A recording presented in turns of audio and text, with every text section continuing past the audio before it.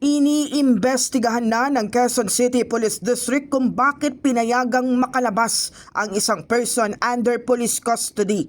Biyernes na makatanggap ng SMS report si dating District Director Brigadier General Melesio Buslig Jr. ukol sa umunoy hindi otorisadong pagpapalabas ng isang PUPC.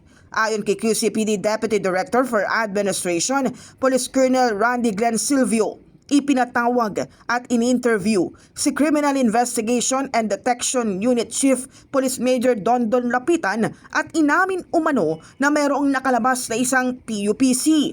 Nagtungo umano sa isang hotel ang babaeng PUPC na may kasong qualified theft. Sinabi ni Colonel Silvio na hindi ito otorisado dahil walang kaukulang court order. Ang naging rason umano ng pagpunta sa hotel ay upang makipagkita ang PUPC sa kanyang pamilya saka ibinalik sa detention facility.